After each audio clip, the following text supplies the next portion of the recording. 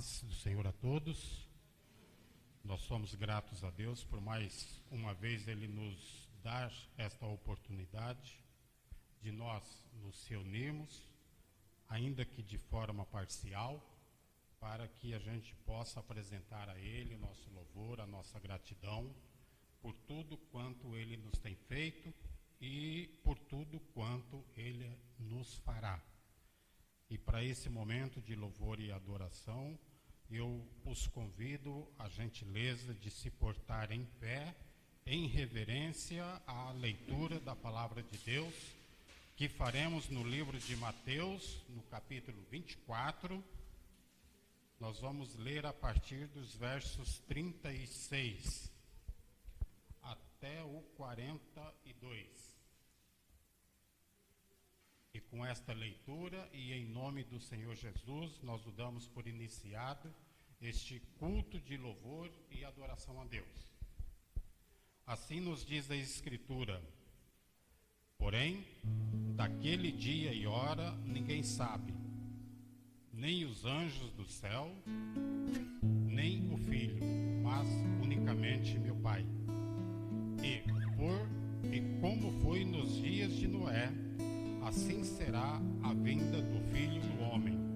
Portanto, assim como nos dias anteriores ao dilúvio, comiam, bebiam, casavam e davam-se em casamento, até ao dia em que Noé entrou na arca.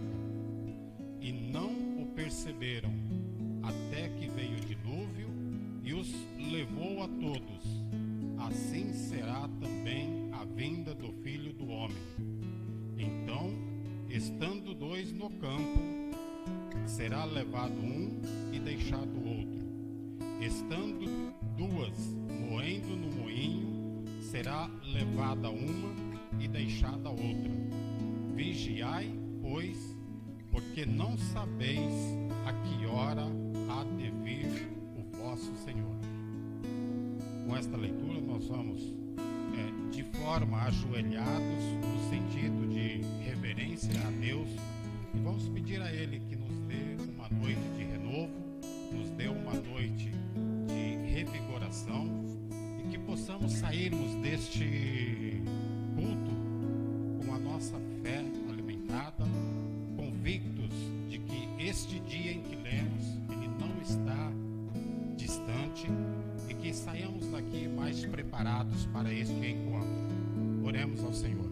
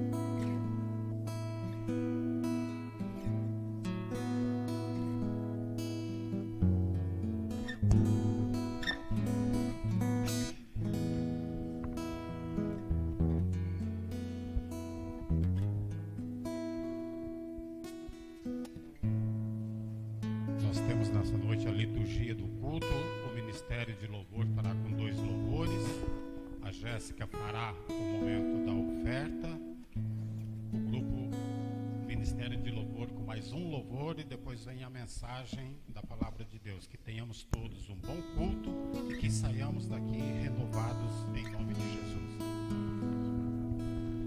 Amém. Os irmãos, podem vos assentar?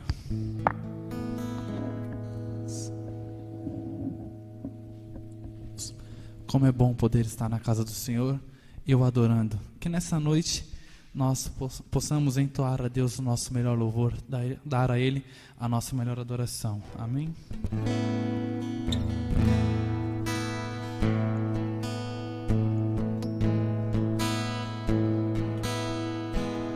Tudo está preparado aqui, a casa e o meu coração também.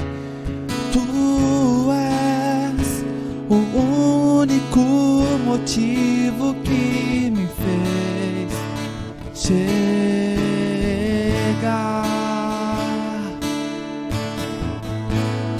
Os filhos já estão chegando aqui.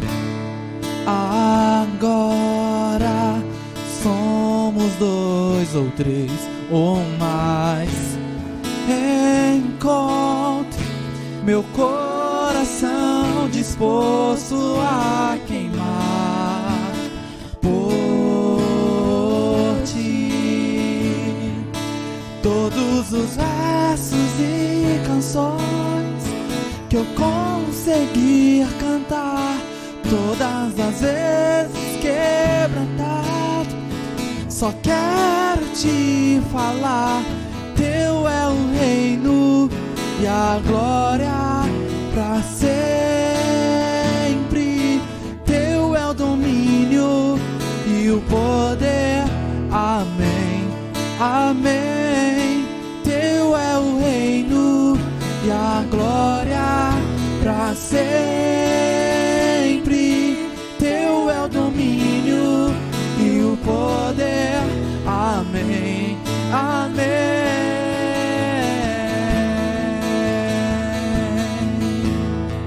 Nós te adoramos, Pai, na beleza da tua santidade.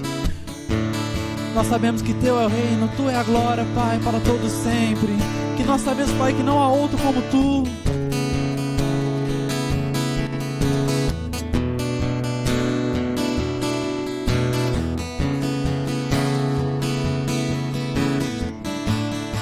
Diga, só tu és santo,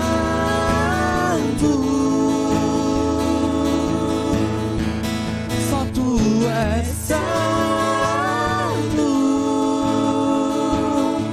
e não há outro como tu, não há outro como tu, não há outro como tu, não há outro como Jesus. Só tu és santo,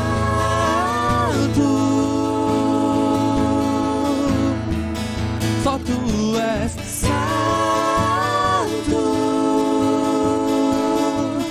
não há outro como tu, não há outro como tu, não há outro como tu, não há outro como Jesus. Só tu és santo,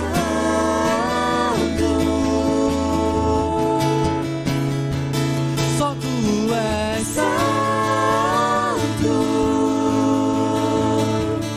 não há outro como tu, não há outro como tu, não há outro como tu, não há outro como Jesus. Uma coisa vou pedir, deixa eu ficar neste lugar todos os dias da minha vida. Uma coisa vou pedir, deixa eu ficar neste lugar todos os dias da minha vida. Uma coisa vou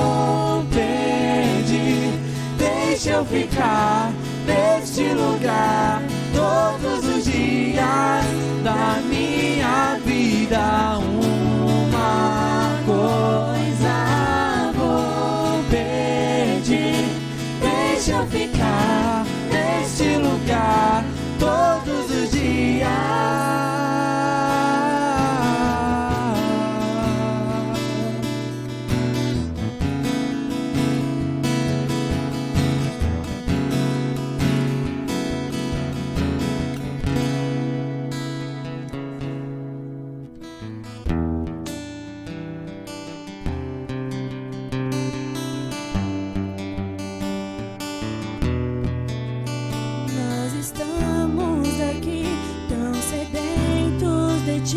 Vem, ó Deus,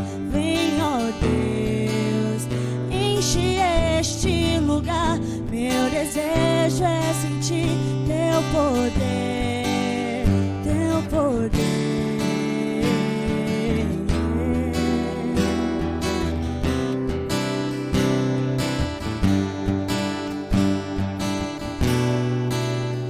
Nós estamos aqui tão sedentos de ti. Vem, ó Deus, enche este lugar. Meu desejo é sentir teu poder, teu poder. Então vem incendiar meu coração, é teu altar. Quero ouvir o som do céu, tua glória contemplar. Então vem me incendiar meu coração, é o teu altar. Quero ouvir o som do céu, tua glória contemplar.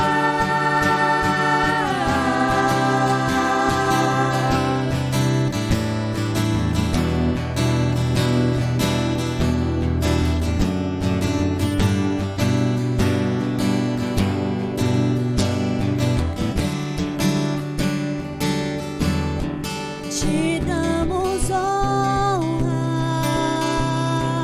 te damos glória. Teu é o poder pra sempre. Amém. Te damos honra, te damos glória. Teu é o poder pra sempre. Amém. Te damos honra, te damos glória. Teu é o poder pra sempre. Amém. Então vem incendiar meu coração, é o teu altar. Quero ouvir o som do céu, tua glória contemplar. Então vem me incendiar meu coração, é o teu altar. Quero ouvir o som do céu, tua glória contemplar.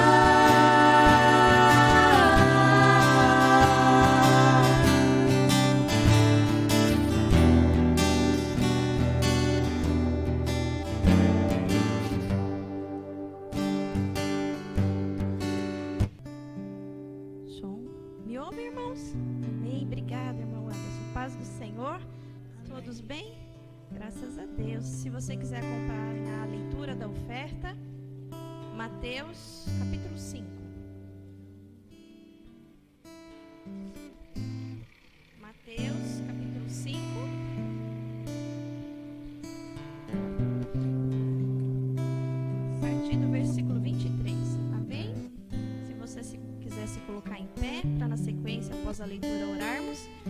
assim em Mateus capítulo 5, versículo 23. Portanto, se você estiver apresentando sua oferta diante do altar e ali se lembrar de que seu irmão tem algo contra você, deixe a sua oferta ali diante do altar e vá primeiro reconciliar-se com seu irmão. Depois volte e apresente sua oferta. Até aqui. O capítulo 5 é o Sermão da Montanha. Então, Jesus ali naquele sermão, naquela pregação, naquele discurso, ele vai dividir vários princípios bíblicos com aquelas pessoas que ali estavam. E se a gente voltar um pouquinho lá no 21, ele vai trabalhar a questão do homicídio, que é o matar. Ele vai ensinar, não matarás, ele vai ensinar. E aqui ele está tratando de um relacionamento entre pessoas. Então é um relacionamento com o meu próximo. Então ele está trabalhando essa questão do não matar. E aí ele vai discorrendo, aí ele chega, portanto, no versículo 23. Se você for apresentar a tua oferta, e o texto diz aqui, e ali se lembrar de que seu irmão tem algo contra você. Então não é se você está chateado com alguém, é se porventura alguém tem algo contra você e você tem esse conhecimento. Então, antes de você entregar a tua oferta, qual que é o teu posicionamento? Vai lá e se reconcilia naquilo que depender de você, como o apóstolo Paulo disse, tenha paz com todos. Vai lá, se reconcilia, volta e entrega a tua oferta. Mas por que você trouxe esse texto de oferta para a gente falar de oferta monetária? Porque não é possível você ter relacionamento com Deus se você não tem relacionamento com o teu próximo. O apóstolo João, se não me falha a memória, lá na primeira carta, ele diz assim: como que você pode dizer que você ama a Deus, que você não vê, se você não ama o seu irmão? Então a gente acha que oferta, ela é uma questão só monetária.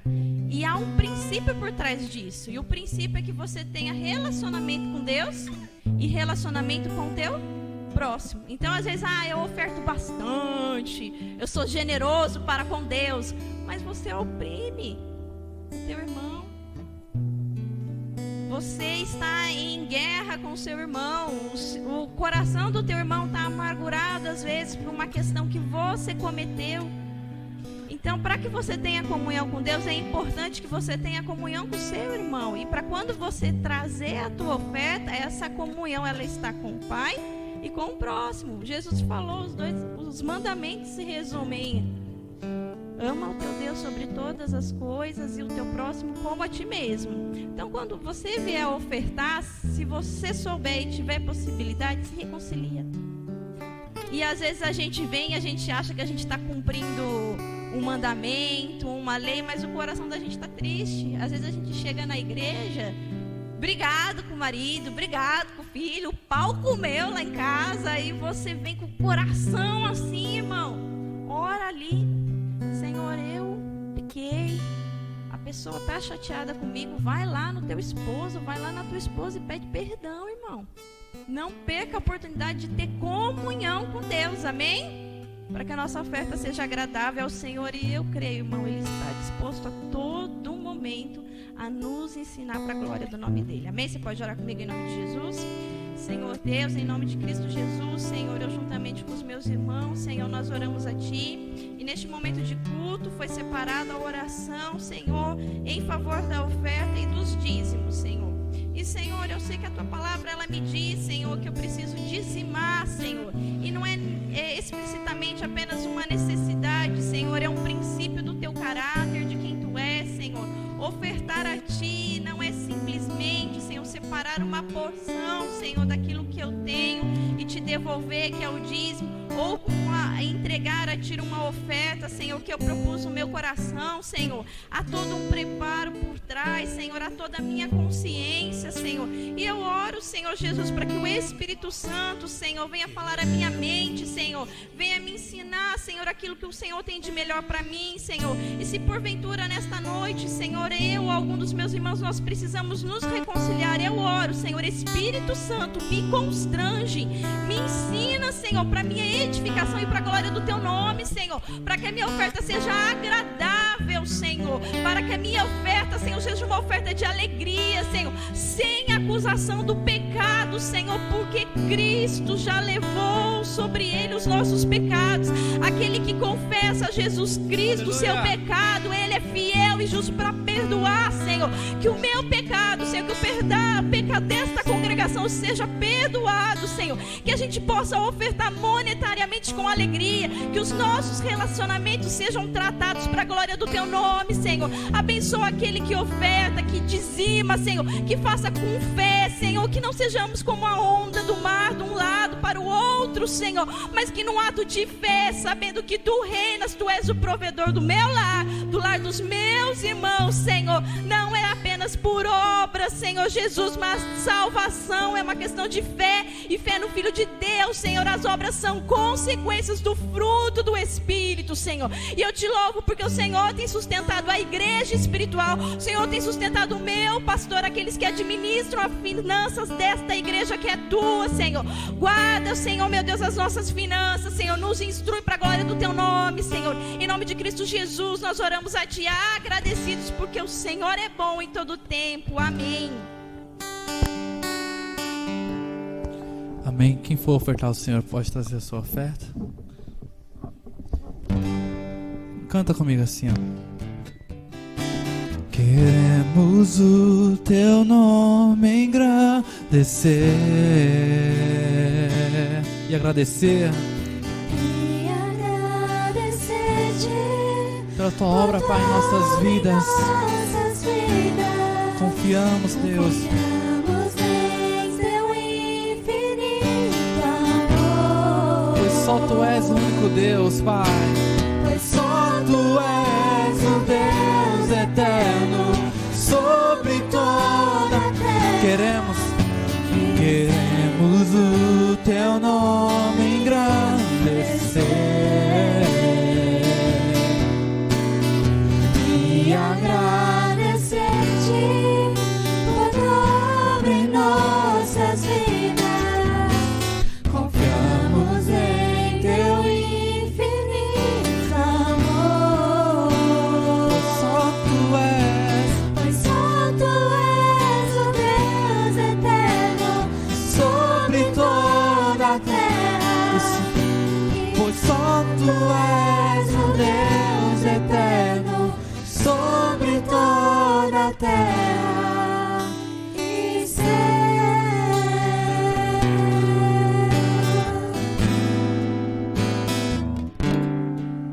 Amém. Toda honra e toda glória seja dada ao Senhor Jesus Cristo.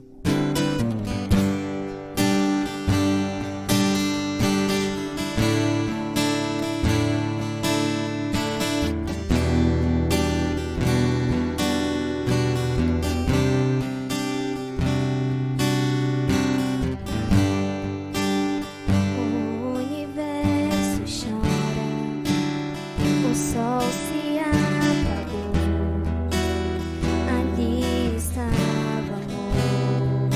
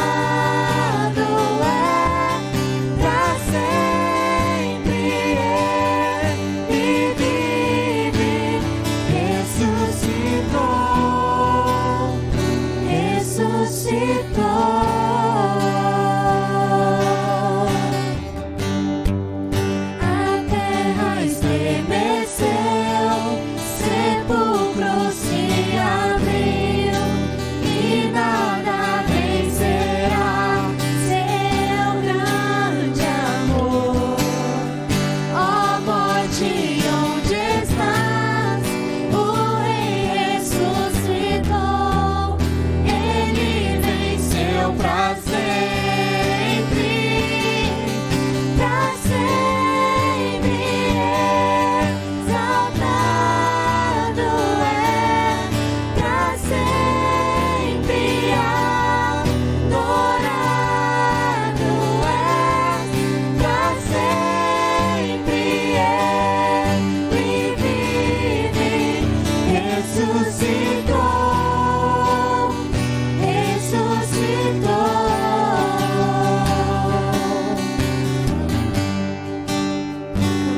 Cantamos aleluia, cantamos aleluia, cantamos aleluia. O Cordeiro venceu. Cantamos aleluia, cantamos aleluia, cantamos aleluia. O Cordeiro venceu. Cantamos aleluia, cantamos aleluia, cantamos aleluia. O Cordeiro venceu. Cantamos aleluia, cantamos aleluia, cantamos aleluia. O Cordeiro venceu.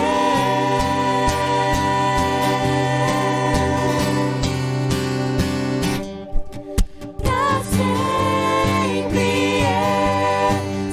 exaltado é, pra sempre adorado é, pra sempre ele vive, ressuscitou,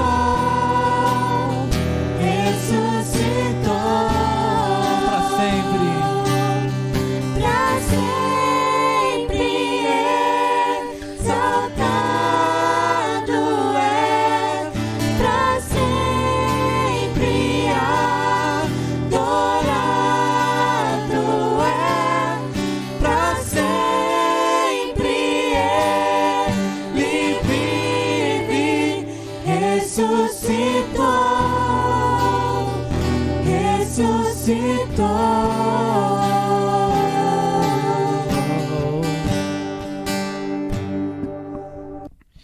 A paz de Cristo Jesus.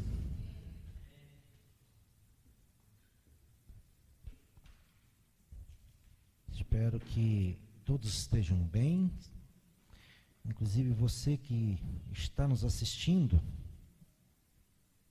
Não sei se o horário que você vai estar nos assistindo, ou estiver assistindo este culto, se de manhã, se de tarde, se à noite, mas esperamos que você esteja bem com Jesus Cristo. E eu gostaria de convidá-los a abrir aí as suas Bíblias, você que está em casa também. Pega a tua Bíblia aí, abra lá no último livro da Bíblia, o livro de Apocalipse.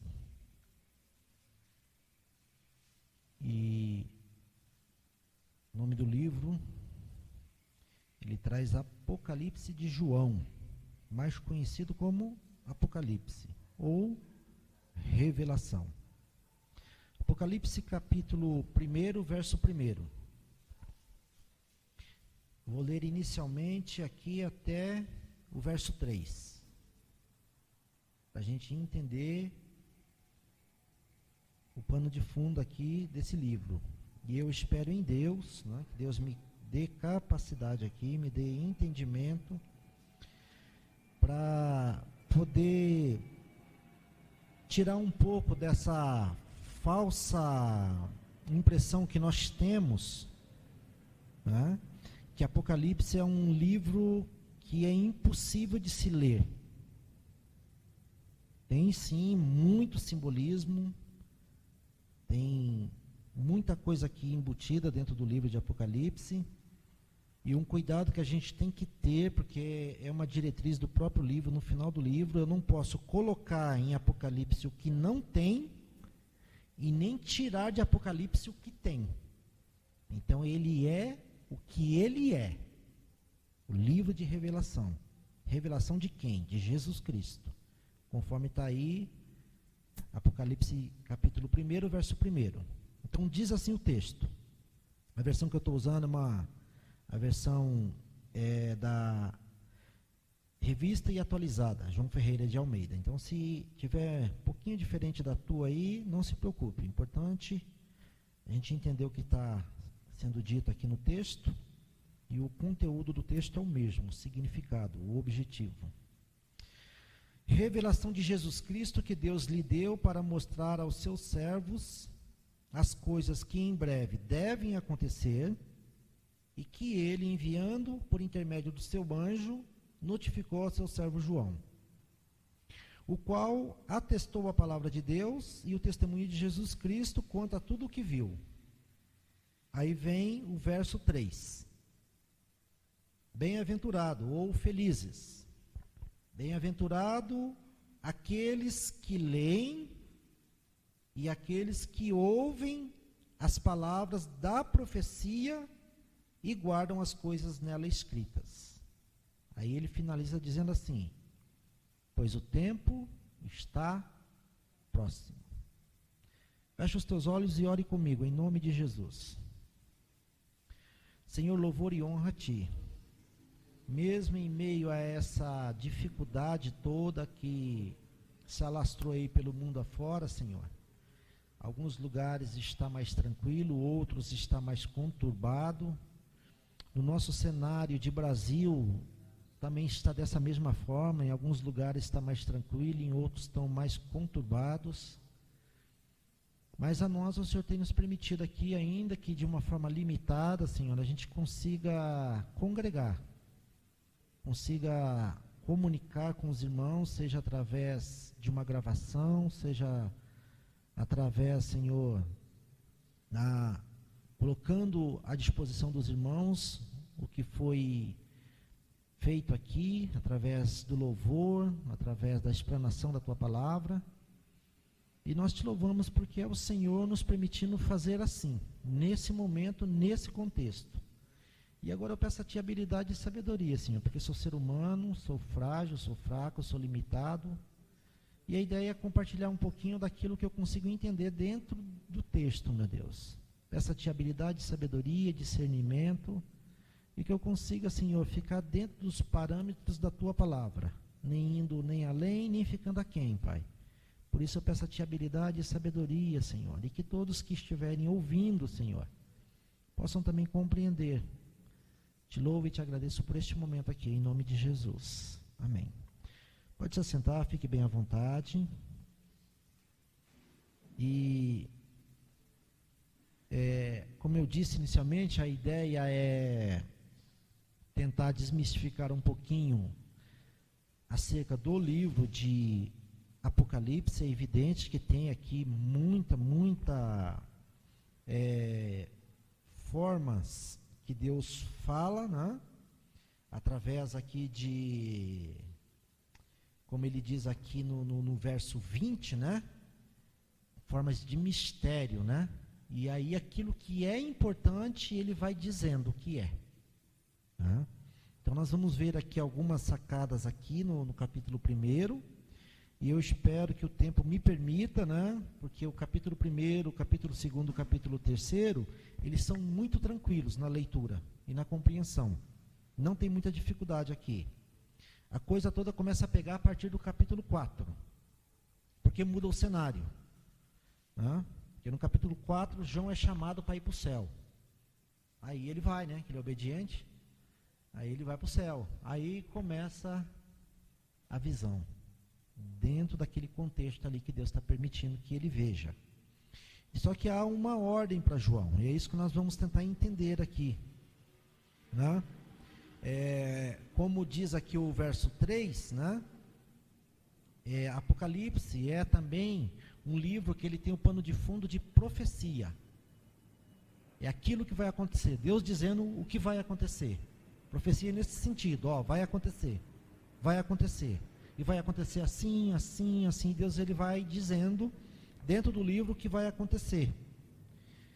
E aqui no capítulo 1, no verso 1, já Deus faz questão de dizer quem é que está fazendo a revelação. Então, se você pegar o capítulo 1, verso 1, que é a revelação de Jesus Cristo. Se você for lá para o final do livro de Apocalipse, no capítulo 22, verso 16, você vai ver que Jesus ele fala assim: eu, Jesus, enviei o meu anjo para vos testificar estas coisas às igrejas. Então, ele abre dizendo que é ele que está revelando, e ele fecha o livro dizendo que foi ele que revelou, para que não tenha dúvida. É Jesus Cristo falando dentro do livro de Apocalipse. No começo ele dizendo, é minha revelação, foi Deus que me deu. E lá no final, no capítulo 22, verso 16, ele está dizendo, fui eu que revelei. Então o livro começa dizendo isso e o livro fecha dizendo isso. Então, para que não tenha dúvida, quem é que está revelando aqui? E João, ele é um mero instrumento. E aí nós vamos ver aqui dentro do livro de Apocalipse, que João ele recebe ordens. João recebe a ordem, escreve. Aí, como ele é obediente, ele escreve. Aí nós vamos ver aqui que João ele vai receber uma ordem. Aí no verso 11, ele recebe uma ordem assim: o que vês, escreve em livro, ou em um livro, e manda para 7 igrejas da Ásia. Aí ele vai dizer qual igrejas ele tem que mandar esse livro inicialmente. Que aqui no texto está dizendo: Éfeso, Esmirna, Pérgamo, Tiatira, Sardes, Filadélfia e Laodiceia. Aí no verso 11. Então João ele recebe uma ordem, uma diretriz para escrever e mandar para essas igrejas. Não é para escrever um livro para cada igreja. É para escrever um livro e ser mandado para 7 igrejas. E uma das sacadas que a gente tem que ter quando você está lendo Apocalipse é o seguinte: se esse livro foi escrito e não ficou restrito a uma igreja, mas é a revelação para as igrejas, aquelas igrejas daquela época, quando eles recebem este livro, quando ele é lido na igreja, eles entendem o que está sendo dito. É possível a compreensão. Só que aí o livro vai mostrar o contexto que eles estavam vivendo naquela época. O livro não vai deixar eles assim, meio aéreo. Então, quando você olha para o livro de Apocalipse hoje, você precisa entender que este livro tem pelo menos aproximadamente 2000 anos. E que naquele contexto de quase 2000 anos atrás, estava esse cenário aqui, do capítulo 2 e 3. Na onde que estava esse cenário? Dentro da igreja. Apocalipse não é o livro para fora da igreja. Apocalipse é o livro para mostrar o que está acontecendo dentro da igreja. E vai dizer para a igreja, é Deus dizendo para a igreja o que ele vai fazer. Por isso que ele fala, olha, escreve, se você olhar no verso 19 aí do capítulo 1, depois eu vou dar uma lida bem rápida aqui, que a ordem para João é assim, escreve, pois, as coisas que vistes e as que são, as que naquela época está acontecendo naquele momento, e as que hão de acontecer depois destas. E aonde que a gente se encontra? Na segunda parte. Nós estamos na época do depois destas. Então, aquilo que aconteceu naquela época era o que estava acontecendo naquele momento. Então, é a revelação do que está acontecendo naquele momento e a revelação que vai acontecer depois. Então, como nós estamos na turma do depois, nós não sabemos a que época do Apocalipse nós estamos vivendo. Mas nós estamos vivendo na época do depois. E não na época que foi escrito para aquelas igrejas aquilo que estava acontecendo. E a gente já vai dar uma passada bem rápida aqui para a gente entender esse contexto aqui. Então, quando você pega o livro de Apocalipse, você tem que ter essas informações em mente, que vai te ajudar na leitura. Então, tem algum simbolismo dentro de Apocalipse que Deus ele explica, isso aqui é isso aqui é aquilo, isso aqui é aquilo outro. E tem coisas que ele não explica. E aí, você vai ter que ler, reler. Ler, reler. E Apocalipse é um livro que, se a gente for ler ele com calma, com tranquilidade, pedindo a graça de Deus, e for muito sério com o texto, ele é um livro que vai nos fazer a temer muito mais a condenação do que é comum aí fora. Porque a ideia que as pessoas têm é que condenação vai ser mamãozinho com açúcar. Então, beleza, eu não vou para o céu, então está tudo certo. Deus me entende, Ele me criou, Ele me destrói e acabou tudo. Apocalipse está dizendo, não vai ser bem assim. A coisa não é assim, não. O negócio é tenso, é tenebroso, é cruel, é difícil, é doloroso. E Jesus, ele nunca negou isso. Então, quando você estiver lendo os evangelhos, sempre quando Jesus fazer uma referência a fim do mundo, Jesus vai falar assim, e vai ter choro e ranger de dentes. Vai ser tenso o negócio. Então, o Apocalipse, como ele está fechando a história, ele está dizendo de fato como vai ser. E aqui, gente, tem uma parte aqui, na minha compreensão humana limitada, é uma parte quando a igreja é tirada, Jesus volta, a igreja é tirada, mas aqueles que não forem salvos, eles ainda permanecerão vivos, e vai ser um negócio tenso, tenebroso. Vai ser muito demônio solto, porque o abismo vai ser aberto. E aí, quando você começa a ler, um negócio aqui é complicado, porque é aquele momento em que as pessoas vão buscar a morte e não vai achar. Não vai ser possível cometer suicídio. A pessoa vai querer morrer e não pode. E aí, Apocalipse está falando, vai ser assim. E não tem conversa. Então, no capítulo 1, Jesus ele começa dizendo que é uma revelação, né, capítulo 1, verso 1, a revelação de Jesus Cristo, que foi Deus que deu para ele, para mostrar a quem? Aos seus servos as coisas que em breve devem acontecer. E aí, Apocalipse vai mostrar, tanto aqui no capítulo 1, verso 1, que Jesus vai mandar um anjo. E aí, dentro do contexto do livro de Apocalipse, sempre tem aí os anjos aí atuando.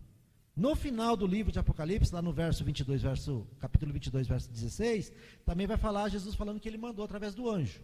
Lá em Daniel, quando Daniel tem a visão, tem um anjo também conversando com Daniel. Supõe-se que é esse mesmo anjo aqui, porque a revelação é a mesma. Mas não dá para afirmar, porque o texto não diz. Eu não posso afirmar se o texto não afirma. A gente vai por suposição. Pode ser que tudo indica que o seja, mas não posso afirmar que é. Então, dentro do livro de Apocalipse, você vai ter muito daquilo que está lá em Daniel, em Ezequiel, em Isaías, em Jeremias, em Malaquias. Então, dentro do livro de Apocalipse, você vai ter isso, né? E aí, no verso 1, aqui no capítulo 1, a partir do verso 4... Aí João, ele se identifica, né? E aí ele vai dizer, ele vai fazer a saudação aqui no verso 4 às igrejas, né? Ele fala assim, João, as 7 igrejas que se encontram na Ásia, porque independente de onde a carta chegasse, é a mesma saudação. Graça e paz a vós outros, da parte daquele que é, daquele que era e aquele que há de vir. E ele vai usar uma expressão aqui muito interessante, e da parte dos 7 espíritos, ou do sétuplo espírito, que se acham diante do trono de Deus. E essa expressão vai aparecer também lá em Apocalipse 4:5. Né? E aí ele continua aqui. Né? Então ele está fazendo a saudação da parte daquele que era, que é e que há de vir, desses 7 espíritos, e verso 5 da parte de Jesus Cristo, fiel testemunho, primogênito dos mortos e soberano dos reis da terra. Aquele que nos ama e pelo seu sangue nos libertou de nossos pecados. Então, quando você pega o verso 5 aqui, final do verso 5, ele é muito enfático em dizer quem é Jesus. Jesus é a fiel testemunha, Jesus é o primogênito dos mortos, Jesus é o soberano dos reis da terra, Jesus é aquele que nos ama, Jesus, pelo seu sangue, nos libertou dos nossos pecados. Esse é Jesus Cristo. É isso que João está falando aqui no verso 5 do capítulo 1 de Apocalipse. E aí, ele vai falar o que Jesus fez conosco. Verso 6. E nos constituiu reino, sacerdotes para o seu Deus e Pai. A ele, a quem? A ele quem? A Jesus Cristo, glória e o domínio pelos séculos dos séculos. Amém. Aí ele vai dizer o que vai acontecer. Então, Apocalipse, ele vai ter uma sacada de vai e volta no tempo. Então, aqui, verso 7, ele está falando de fim dos tempos. Eis que vem com as nuvens, e todo olho verá. Até quantos o transpassaram. Aqui a ideia é, aqueles que mataram Jesus, aqueles soldados, eles vão ver Jesus. Porque Jesus falou que ele era o Filho de Deus, eles sabiam disso. E eles que mataram Jesus, eles vão ver Jesus ressuscitado, ou Jesus voltando. E aí no final do verso 7 diz que todas as tribos da terra se lamentarão sobre ele, certamente amém. Aí ele vai dizer, Jesus dizendo, eu sou o alfa e o ômega, diz o Senhor Deus, aquele que é, que era e que há de vir, o Todo-Poderoso. Isso daqui é provável que seja uma referência também a Deus o Pai. Tá? E como eles são 3, mas em harmonia, Pai, Filho e Espírito Santo, então, ora a referência ao Pai, ora a referência ao Filho. Aí o verso 9, e aí João, ele vai dizer quando é que isso aconteceu. Eu, João, irmão, vosso companheiro na tribulação, no reino e na perseverança, em Jesus, achei-me na ilha chamada Patmos, por causa da palavra de Deus e do testemunho de Jesus. Então, quando você pesquisa um pouquinho, você vai ver que João, ele foi mandado por essa ilha aqui, como exilado. Ele estava pregando, então uma forma de você punir o preso naquela época, é você mandar para um lugar onde não tem habitação. Então essa ilha era uma ilha de prisioneiros. Então João foi mandado para lá como preso. E aí lá ele tem essa visão. Eles achavam que João estava preso, né? Mas o dono da vida usou justamente aquilo que era uma prisão para nos dar revelação. Deus tem manias, se é que a gente podemos dizer isso, né? Mas Deus tem manias estranhas, né? Ele usa uns lugares meio estranhos para manifestar o seu poder, a sua glória. E aqui ele usa João, lá na ilha de Patmos. E aí João diz que no verso 10, que ele achei-me em espírito no dia do Senhor. Aí existe uma divergência aí sobre esse dia do Senhor. Alguns entendem que é o sábado, os outros entendem que é o domingo. O fato que o texto não diz, ele só diz que é o dia do Senhor. E ele fala que ele ouviu, por detrás de mim, grande voz, como som de trombeta. Aí a voz dizia assim para ele, no verso 11, ó, o que você vê, escreve em livro e manda às 7 igrejas. São as 7 igrejas aqui da Ásia. Então, até então, João, ele está ali, ele ouve, e uma ordem, ele recebe uma ordem para escrever. Aí no verso 12 que começa o coro, porque ele resolve se virar e olhar para ver quem que está falando com ele. Verso 12 ele diz que voltei-me para ver quem falava comigo. Aí quando ele se volta para ver quem está falando com ele, ele já não vai ver o lugar onde ele está mais. Aí começa a visão. Ele já começa a ver coisas que não é do cotidiano que ele estava ali. Ele não vai ver a ilha, ele não vai ver mar, ele não sei se ele estava na caverna, não sei se ele estava em alguma cabana. O fato é que ele não vai ver mais isso. Ele passa a ter a visão daquilo que ele deve escrever. Então, quando ele se volta, ele vai ver de cara 7 candelabros, ou 7 candeeiros de ouro.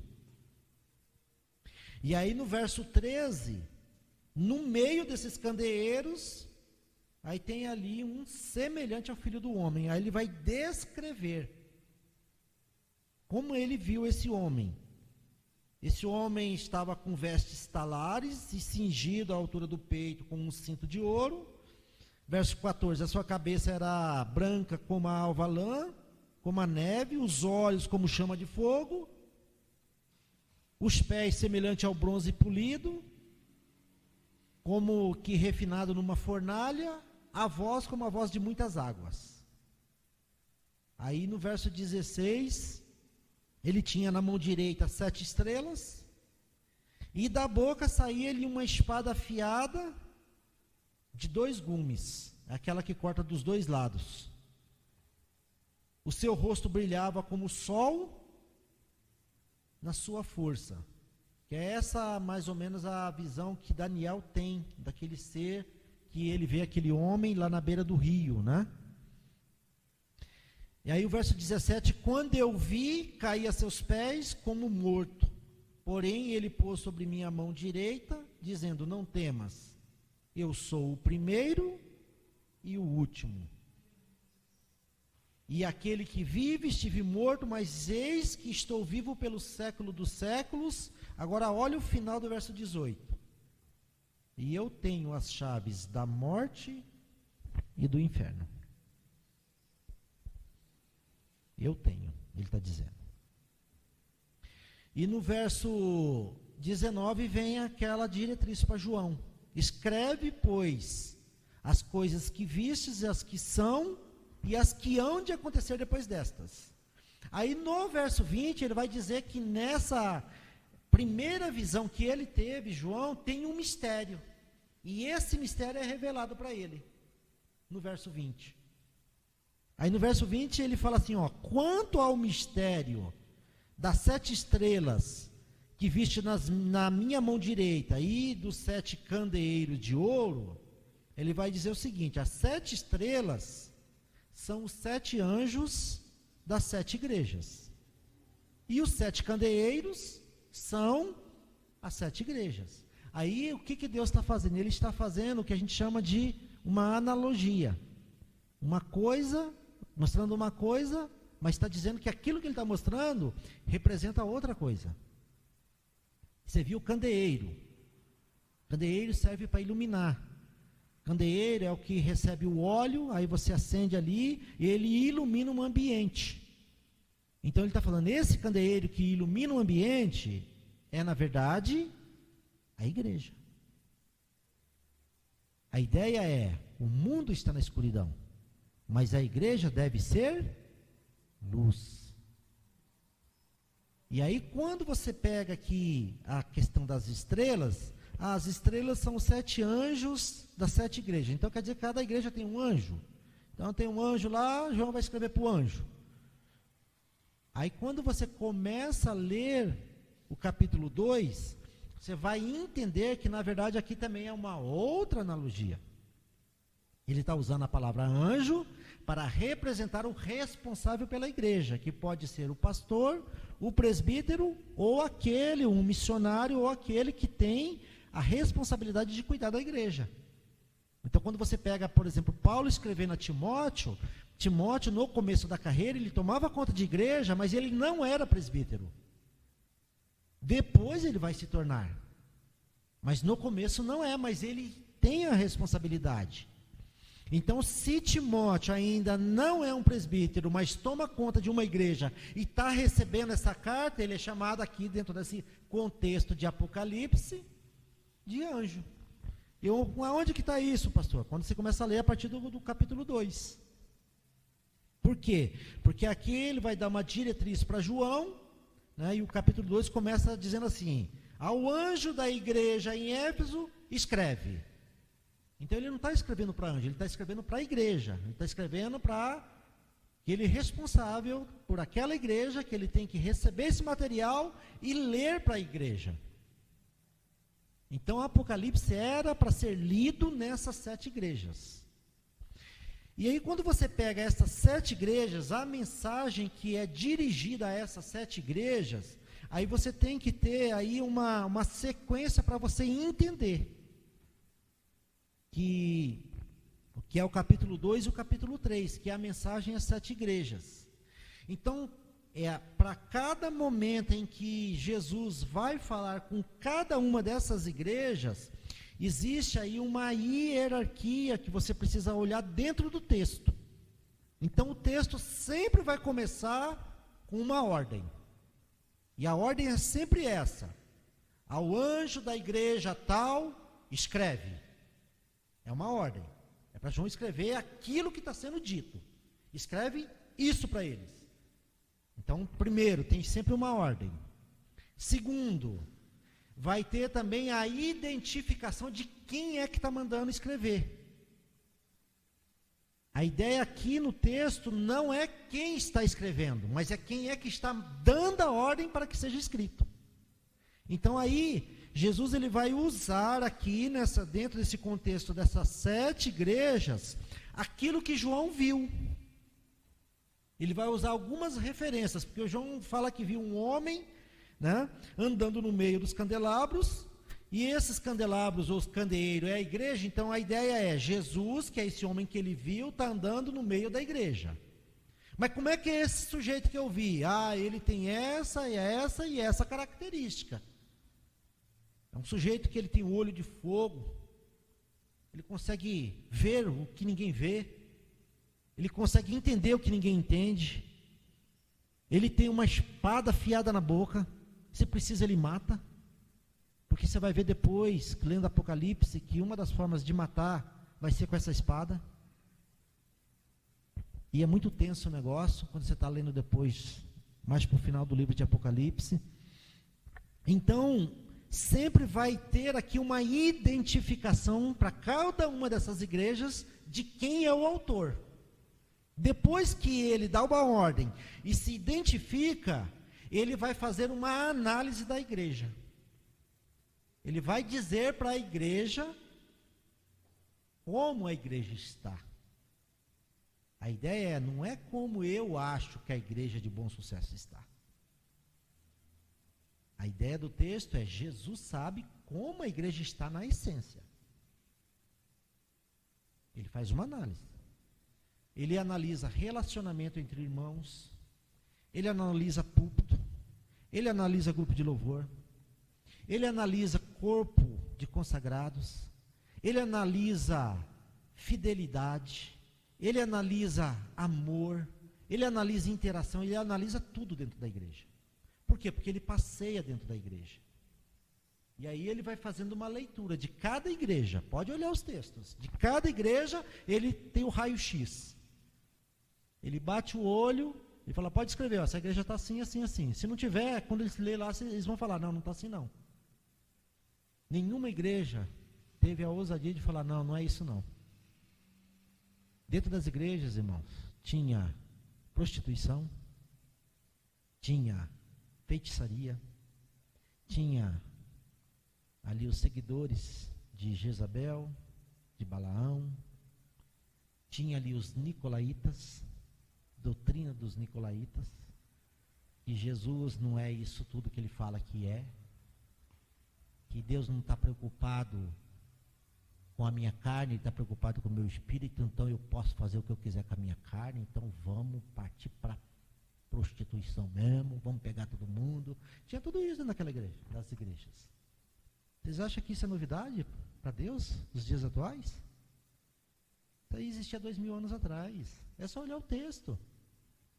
Então isso que a gente vê hoje, isso não é novidade para Deus. Briguinha, biquinho, grupinho dentro da igreja.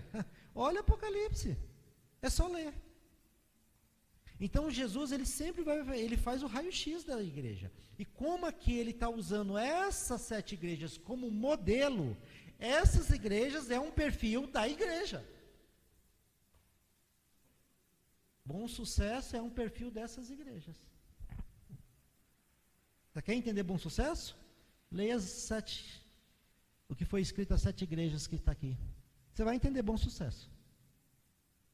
Ah, mas eu não vou congregar em bom sucesso então. Vou congregar em outra igreja que aí não dá. Você quer entender a igreja para onde tu vai? Leia Apocalipse. A ideia não é o lance da perversão, da iniquidade. Porque isso existiu, isso existe e vai existir até que o céu se abra. A questão toda é, como eu vivo diante do Cordeiro?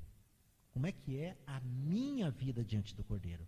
Porque aí é a próxima situação que eu tenho que avaliar dentro desses contextos das cartas que são escritas às igrejas. Então ele dá uma ordem para ser escrito, ele identifica quem é que está mandando escrever, ele faz uma análise da igreja e depois ele faz uma advertência.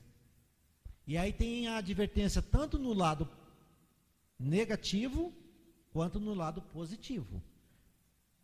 Porque, salvo se eu estiver enganado, eu acho que tinha uma igreja só que estava bem aqui. As outras 6 estavam mal das pernas. Então, na igreja que estava bem, ele fala, permanece do jeito que você está. E nas outras ele falava, arrepende-te. Arrependa-te. Muda o foco, para com isso. E quem não para, ele diz, esse eu vou matar. Tem uns que a mensagem é direta. Esses aí, esses seguidores de Jezabel, eu vou matá-los. É só você ler as cartas às igrejas. Então Jesus está fazendo uma análise do que a igreja é de fato, como ela está naquele momento, naquela situação, naquela circunstância. E ele fala, escreve e manda para eles. E se eles acharem ruim, manda eles falar comigo. Então ele dá uma ordem, ele identifica quem está mandando escrever, ele faz uma análise da igreja, ele faz uma advertência e ele fecha todas as 7 cartas com uma promessa. Todas. Ao vencedor.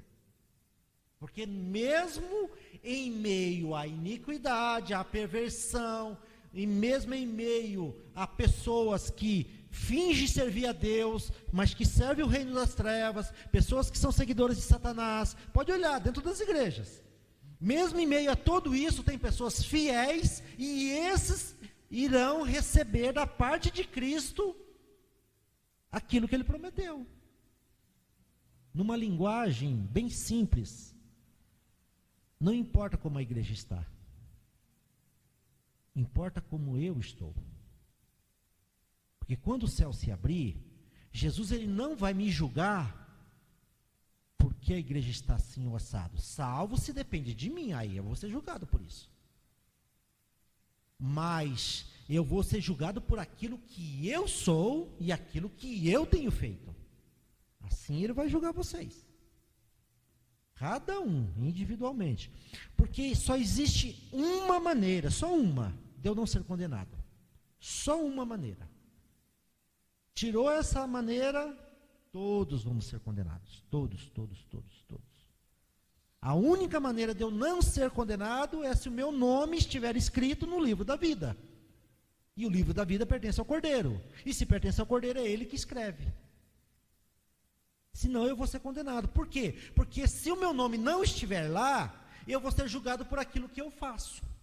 E se eu vou ser julgado por aquilo que eu faço, não existe possibilidade de eu fazer o que é correto aos olhos de Deus, humanamente falando. Eu preciso da ajuda de Deus. Eu preciso da ajuda do Espírito Santo e eu preciso me curvar à graça de Deus, que é o projeto de salvação. Por isso que João fala, né? Aqui quem é Jesus. Por isso que ele fala aqui quem é Jesus. Que, verso 5 aí, que Jesus Cristo é fiel testemunha, primogênito dos mortos, soberano dos reis da terra, ele nos ama, e que pelo seu sangue nos libertou dos nossos pecados. Esse é Jesus Cristo. E eu preciso de Jesus, e você precisa de Jesus, salvo se você não quer ir para o céu. Mas se você não quer ir para o céu, eu te aconselho a ler Apocalipse, porque é isso que está reservado para você. E se você quiser ir para o céu, leia Apocalipse, porque também está dito aqui o que está reservado para você. Para quem vai para o céu, Apocalipse 20, 21 e 22. Ele dá só uma pitadinha do que vai ser. Apocalipse, aqui a partir do capítulo 7, no capítulo 6, para quem vai ser condenado, vai ter muito couro aqui. Então aqui João, ele recebe essa diretriz, aí no capítulo 2, ele vai escrever a essas igrejas, né? Começando aqui por Éfeso, né? Esmirna, capítulo 2, do verso 1 ao verso 7, ele escreve a igreja de Éfeso, ele faz todo esse panorama aqui que eu comentei com vocês. Ele fecha aqui no verso 7 com a igreja de Éfeso, fazendo uma promessa para quem for salvo, né? Ao vencedor, dar-lhe-ei que se alimente da árvore da vida que se encontra no paraíso de Deus. Então existe um paraíso. Aonde que está, eu não sei, mas tem. Só que só vai ver esse paraíso quem for para o céu. Começou curioso, eu quero ver. Quero ver se é bonito.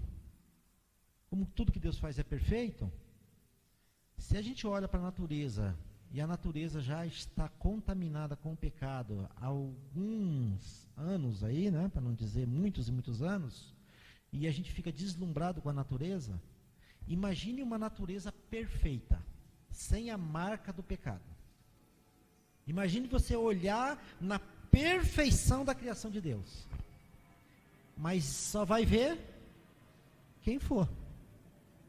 Aí no verso 8 até o verso 11 é a carta escrita à igreja de Esmirna.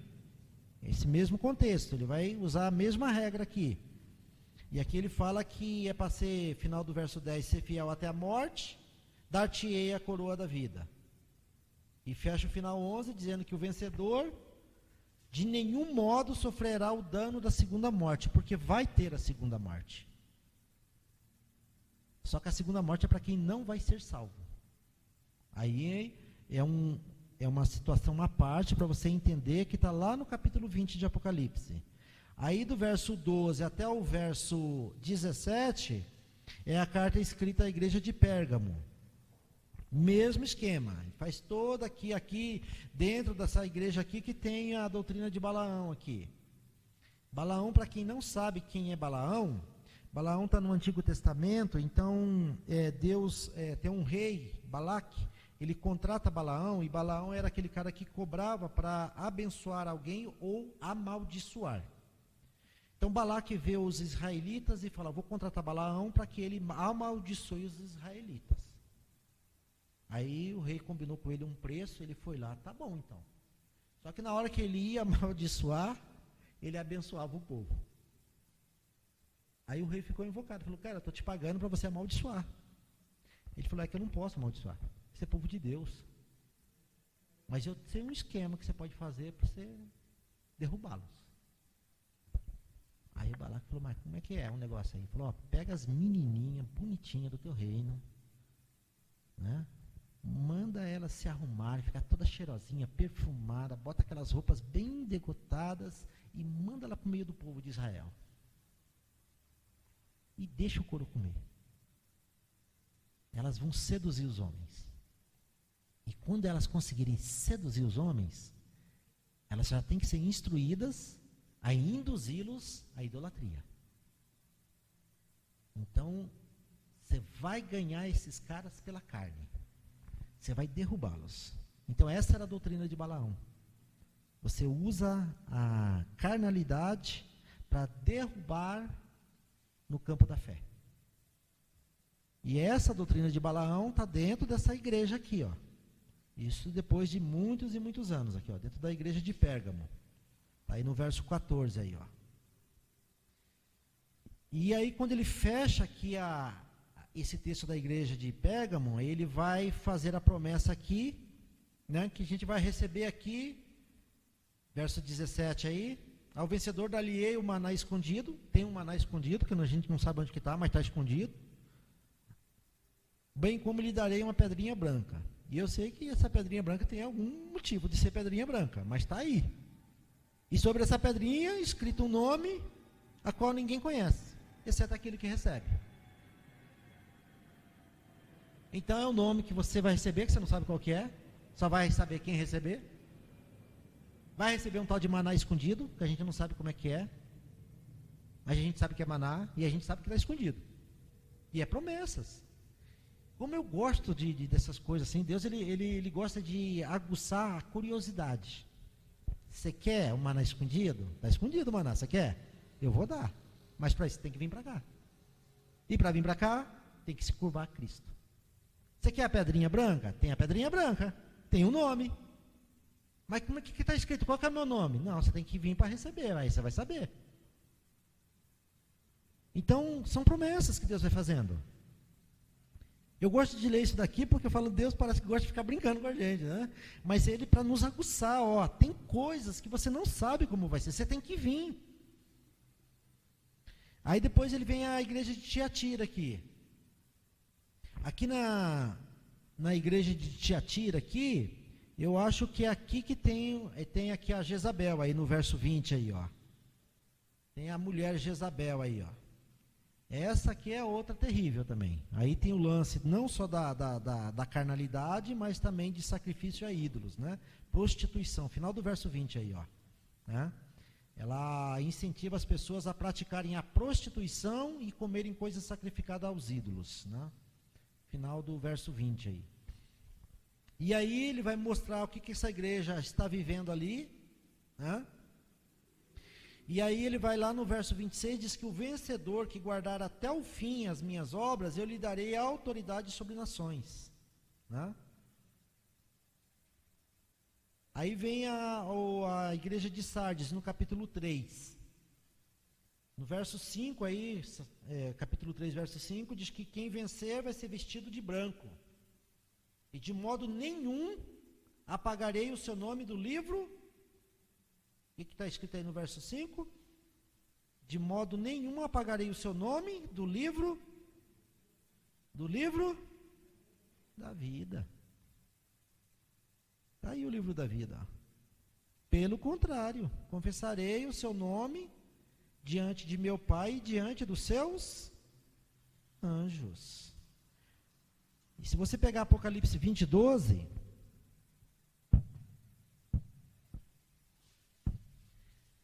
20:12 está dizendo aqui que é o momento do julgamento, que foram abertos, né?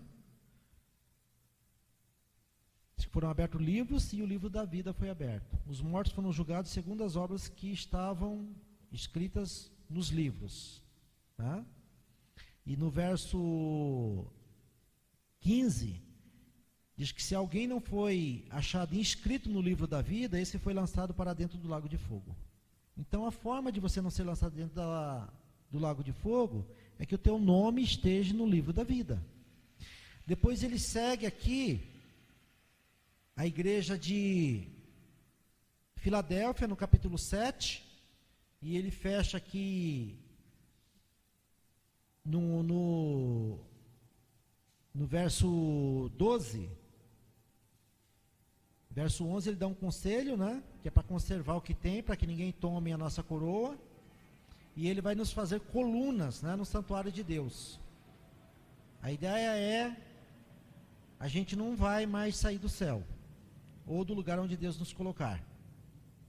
E fecha aqui com a igreja de Laodiceia,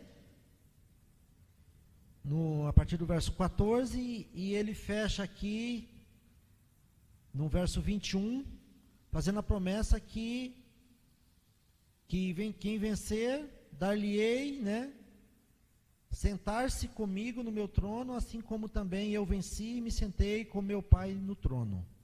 Essa ideia de ter autoridade também. Como vai ser isso? Tem que ir para descobrir. E aí no capítulo 4, para a gente fechar aqui, Se você olhar o início do capítulo 4, que João, depois dessas coisas, né, olhei e eis que não somente uma porta aberta no céu, como também a primeira voz que ouvi, como a de trombeta, ao falar comigo, dizendo: sobe para aqui e te mostrarei as que devem acontecer depois destas. Então, capítulo 4 é o que vai acontecer depois daquelas igrejas. Numa linguagem humana, aquelas 7 igrejas não existem mais hoje. Não tem. Mas tudo aquilo que está escrito aqui no livro de Apocalipse está acontecendo.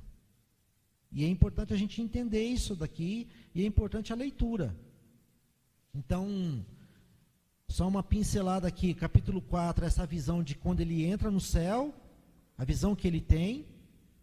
Capítulo 5 vai ter um tal de um livrinho ali selado com 7 selos, e quando esses selos são abertos, o couro começa a comer.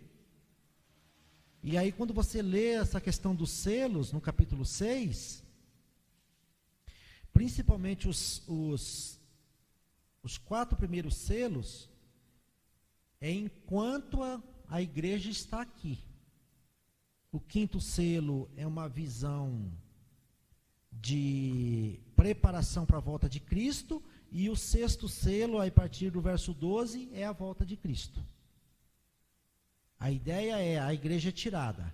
Aí a partir do capítulo 7, nós temos aí a visão não só dos 144 mil, mas também do povo salvo, aí a partir do verso 9, né?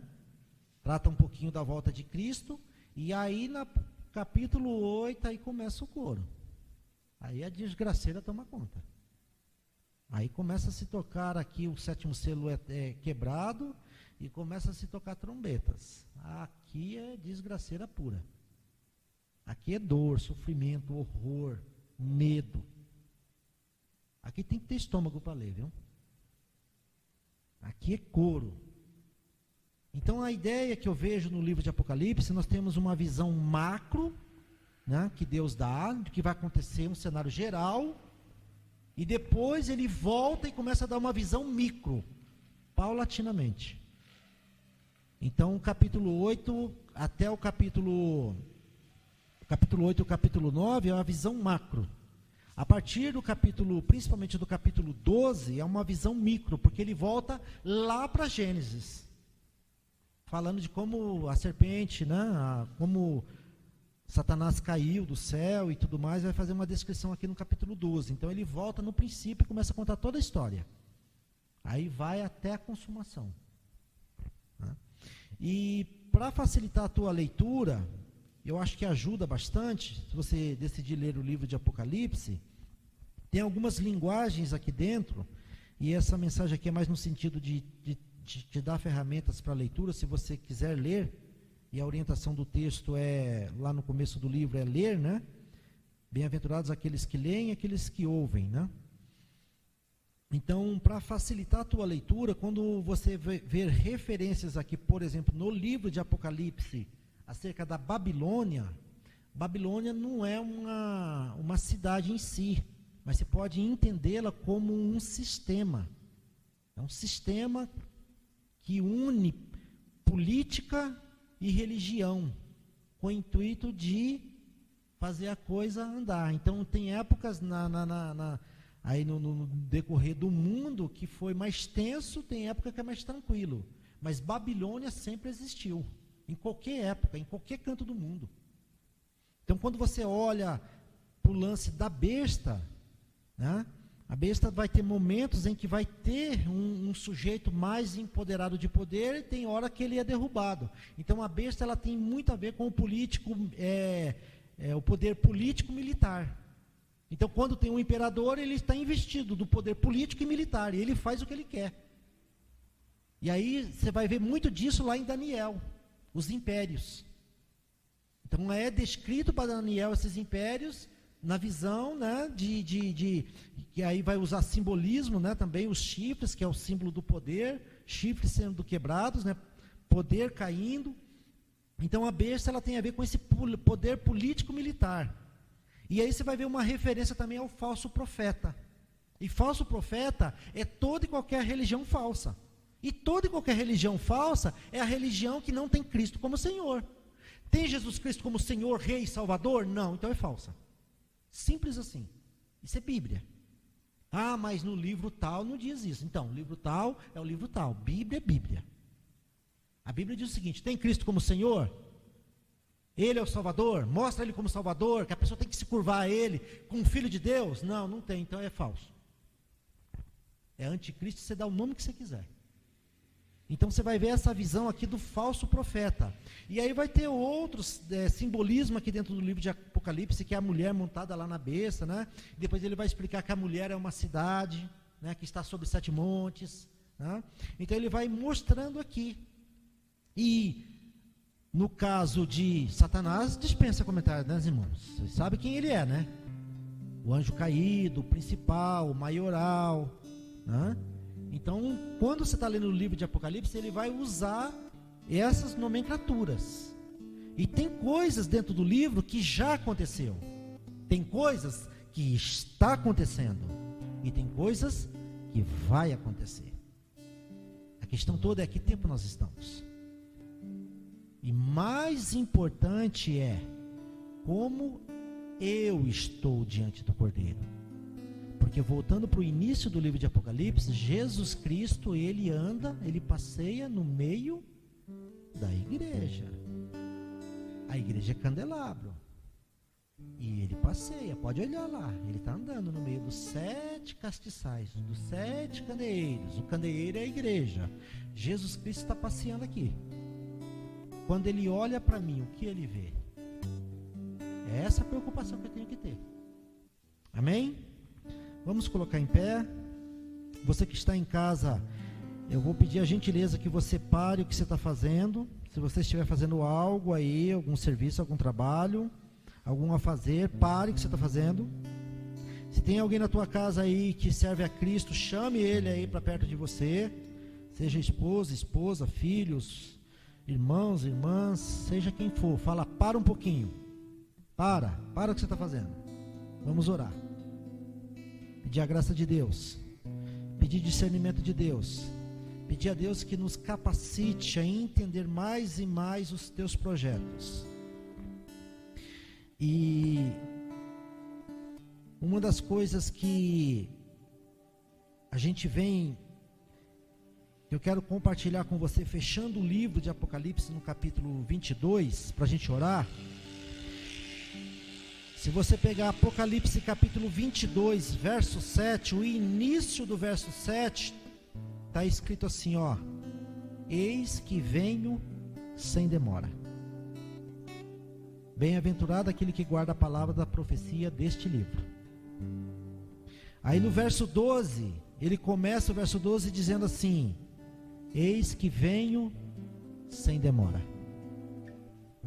E comigo está o galardão que tenho para retribuir a cada um segundo as suas obras, desde que essa pessoa esteja com o nome escrito no livro da vida.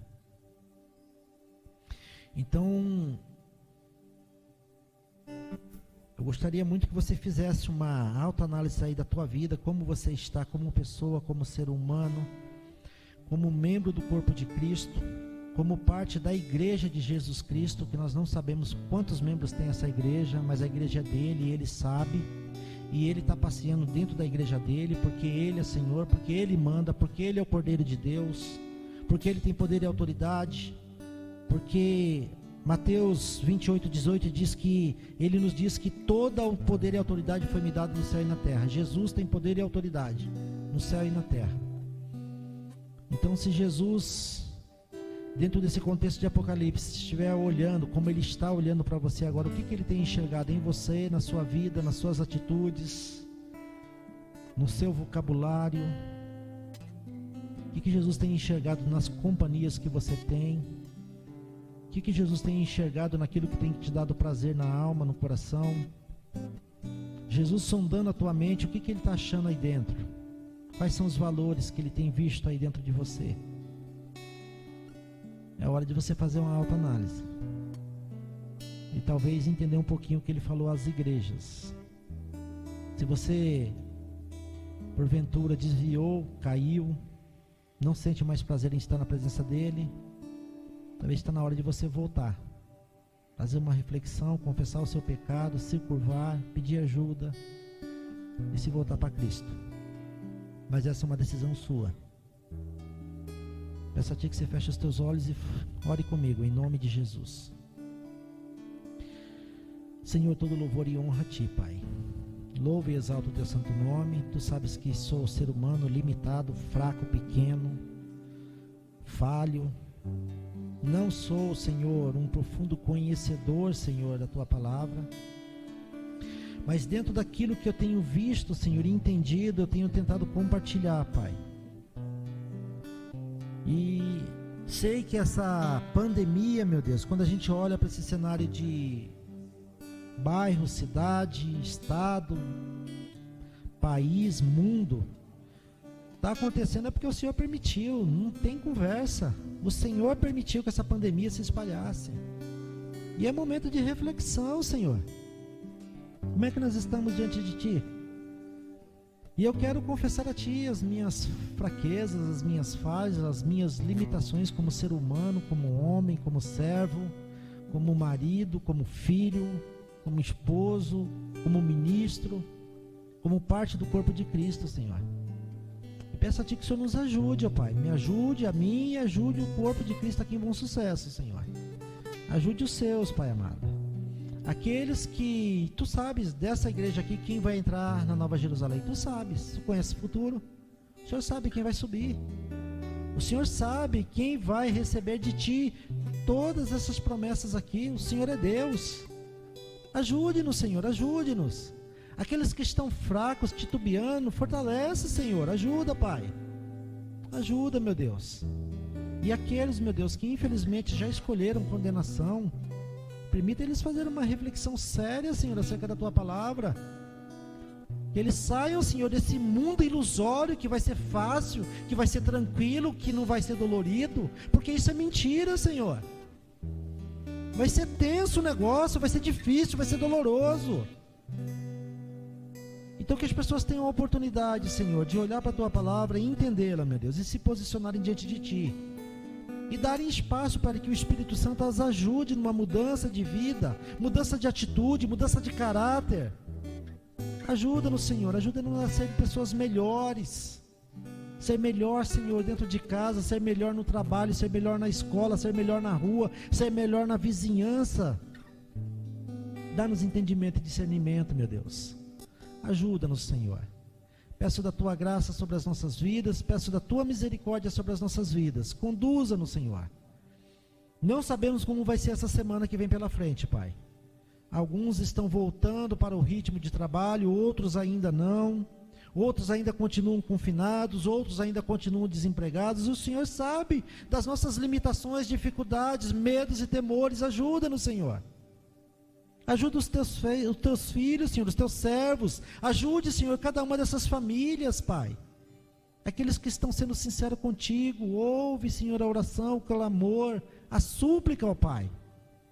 Peço da Tua bênção sobre as nossas vidas, em nome do Senhor Jesus Cristo. Que a Tua graça permaneça sobre nós, Senhor. É o que eu Te peço aqui em nome de Jesus. Louvor e honra ao Teu santo nome, Senhor. Amém. E não vamos nos estender mais, irmãos, por causa do horário. Mas eu só queria passar para vocês duas informações. E colocar vocês dentro de um contexto também, né? Na semana passada, tanto eu quanto a minha esposa, nós passamos momentos difíceis aí, tentando ajudar uma família. Não foi fácil. E foi momentos de agonia, de amargura, tenso o negócio. E essa semana, pela graça de Deus, tivemos uma semana muito abençoada, muito gostosa. Então Deus, Ele nos agracia, né? E eu tive a grata surpresa de passar ontem, depois do culto, aqui na casa do Marcelo ali, do Marcos. E pude ver que eles estão muito bem. O Marcelo saiu da clínica, estava numa clínica de tratamento de recuperação, e o irmão dele compartilhou com a gente que ele voltou, está trabalhando, não teve recaída, e eles estão com um projeto ali, porque nós chegamos ali, nós estranhamos, né? Nós vimos ali uma caçamba em frente ao muro ali, cheio de entulho. Eu achei estranho, falei, ué, será que o pessoal colocou a caçamba em cima os vizinhos colocaram a caçamba em cima da calçada dos meninos, né? Aí é que nós abrimos o portão, porque a casa deles ficava meio que escondida, né, atrás do mato, assim, lá no fundo, né, um cômodo que eles têm, aí estava tudo limpo o quintal. Ah, mas aquilo foi uma alegria, porque eu tenho orado para Deus mudar aquela situação ali, né? Então, eu vou pedir a gentileza que você adote essa família em oração. Marcos, Marcelo, Letícia, Lucas. E a Letícia estava fazendo um bico aí numa empresa, agora está aguardando a empresa chamá-la para ser efetivo. E eles estão com um projeto de construir lá. Então, vamos orar para que Deus dê a eles a ousadia para eles sonharem com uma mudança de vida. Para eles serem família. E também tive a grata surpresa hoje de falar com a nossa irmã Maria Camargo. E ela falou, pastor, Deus cuidou de tudo. Mas a saudade está doendo, pastor. Estou com saudade da igreja. Manda um abraço para os meus irmãos aí em Bom Sucesso. Falei, pode deixar, irmã Maria. Eu vou falar para a igreja que a senhora está mandando um abraço. Então ela está feliz, está no interior com o filho. E ela falou, Deus cuidou de tudo. A gente queria tomar umas decisões e a gente não sabia como, mas Deus pôs as mãos. Então eu trago aqui para os irmãos um abraço da nossa irmã Maria Camargo. Amém? Então vamos ser despedidos, irmãos. Volte para a tua casa, gaste tempo na reflexão do texto bíblico, na leitura. Deixa o Espírito Santo te ajudar a compreender. Deixa Deus te conduzir. E que você possa crescer na graça e no conhecimento. E sejamos despedidos com a bênção que nos diz assim, que a graça do Senhor Jesus Cristo, e o amor de Deus, e a comunhão do Espírito Santo, sejam com todos vós. Que Deus nos abençoe.